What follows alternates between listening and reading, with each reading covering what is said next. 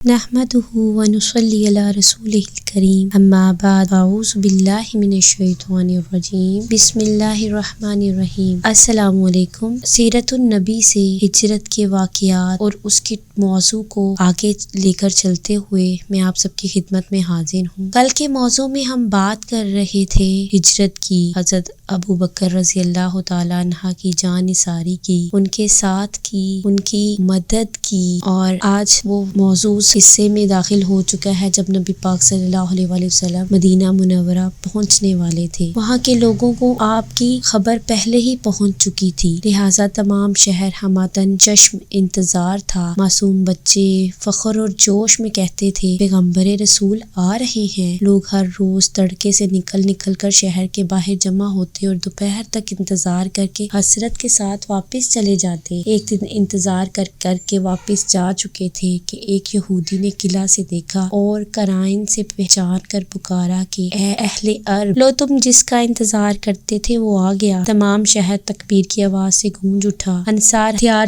سجا کر بے تابانہ گھروں سے نکل آئے۔ مدینہ منورہ سے 3 میل کے فاصلے پر جو بالائی آبادی ہے اس کو عالیہ اور قبا کہتے ہیں۔ یہاں انصار کے بہت سے خاندان آباد تھے، ان میں سے زیادہ ممتاز عمر بن عوف کا خاندان تھا۔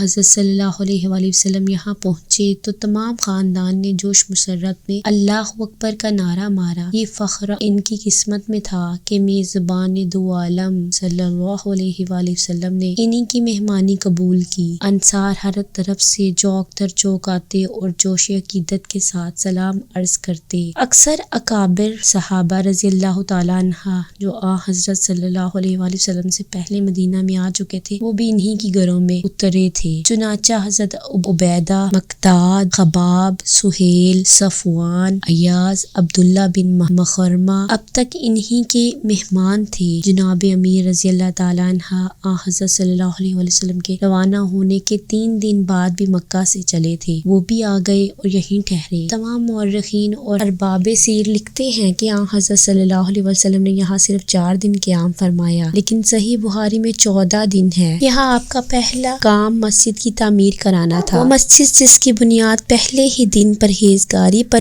رکھی گئی، اس بات کی زیادہ مستحق ہے کہ تم اس میں کھڑے رہو۔ اس میں ایسے لوگ ہیں جن کو صفائی بہت پسند ہے اور خدا صاف رہنے والوں کو پسند رکھتا ہے۔ مسجد کی تعمیر میں مزدوروں کے ساتھ آپ صلی اللہ علیہ وسلم خود بھی کام کرتے تھے۔ بھاری بھاری پتھروں کے اٹھاتے وقت جسم مبارک خم ہو جاتا۔ عقیدت مند آتے اور عرض کرتے ہمارے ماں باپ آپ پر فدا ہو، آپ چھوڑ دیں ہم اٹھا لیں گے۔ آپ ان کی درخواست قبول فرماتے لیکن پھر اسی وزن کا دوسرا پتھر اٹھا لیتے۔ عبداللہ بن رواح شاعر تھے، وہ بھی مزدوروں کے ساتھ شریک تھے اور جس طرح مزدور کام کرنے کے وقت تھکن مٹانے کو گاتے جاتے وہ یہ اشعار پڑھتے جاتے۔ وہ کامیاب ہے جو مسجد تعمیر کرتا ہے، اٹھتے بیٹھتے قرآن پڑھتا ہے اور رات کو جاگتا رہتا ہے۔ حضرت صلی اللہ علیہ وسلم بھی ہر قافیے کے ساتھ آواز ملاتے جاتے تھے۔ قباء میں آپ کا داخلہ اسلام کے دور خاص کی ابتدا ہے، اس لیے مورخین نے تاریخ کو زیادہ اہتمام کے ساتھ محفوظ رکھا ہے۔ اکثر مورخین کا اتفاق ہے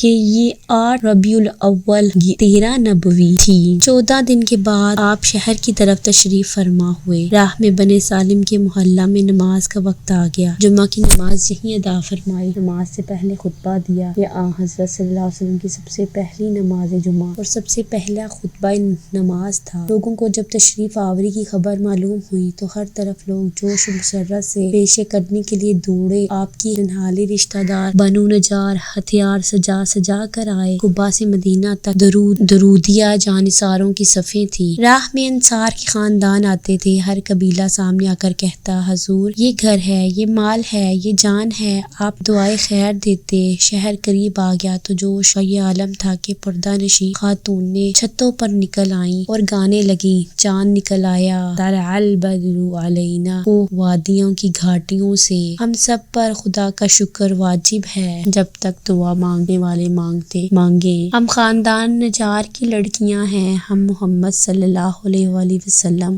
اور محمد صلی اللہ علیہ وسلم کیا اچھا ہمسایہ ہے۔ جہاں اب مسجد نبوی ہے اس سے متصل حضرت ابو ایوب انصاری کا گھر تھا۔ گو کہ نبی صلی اللہ علیہ وآلہ وسلم کوکبہ نبوی صلی اللہ علیہ وآلہ وسلم یہاں پہنچا۔ سخت کشمکش تھی کہ آپ کی میزبانی کا شرف کس کو حاصل حاصل ہو، برا ڈالا گیا اور آخر یہ دولت حضرت ابو ایوب رضی اللہ تعالیٰ عنہ کے حصے میں آئی۔ حضرت ابو ایوب کا مکان 2 منزلہ تھا۔ انہوں نے بالائی منزل پیش کی، لیکن آپ صلی اللہ علیہ وسلم زائرین کی آسانی کے لیے نیچے کا حصہ پسند فرمایا۔ ابو ایوب اس وقت آپ کی خدمت میں کھانا بھیجتے، آپ صلی اللہ علیہ وسلم کو جو چھوڑ دیتے۔ ابو ایوب اور ان کی زوجہ کے حصے میں آتا، کھانے میں جہاں حضرت کی انگلیوں کا نشان پڑا ہوتا، ابو ایوب رضی اللہ تعالیٰ عنہ وہیں انگلیاں ڈالتے۔ ایک دن اتفاق سے بالائی منزل میں پانی کا برتن ٹوٹ گیا۔ اندیشہ ہوا کہ پانی بہہ کر نیچے جائے اور حضرت کو تکلیف ہو۔ گھر میں اوڑھنے کا صرف ایک لحاف تھا۔ حضرت ابو ایوب نے اس کو ڈال دیا کہ پانی جذب ہو کر رہ جائے۔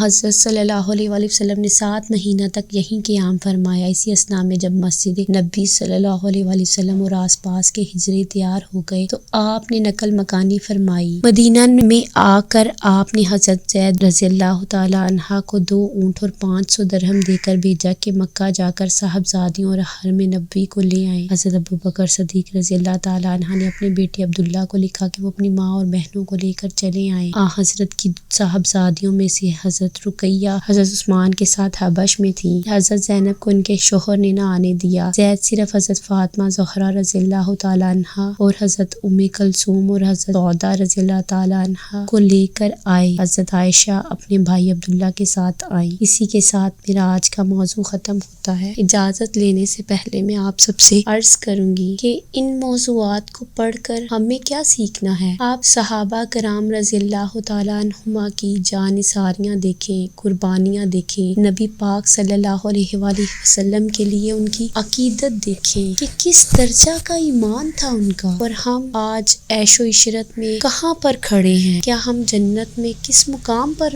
جائیں گے۔ اپنے اعمال کی طرف نظر ڈالیں اور ان چیپٹر سے ضرور سیکھیں، اپنا موازنہ، اپنی زندگی کا موازنہ ان لوگوں کے ایمان کی اور تقویٰ کے لیول سے کریں۔ اسی کے ساتھ میں اجازت چاہوں گی۔ اللہ حافظ۔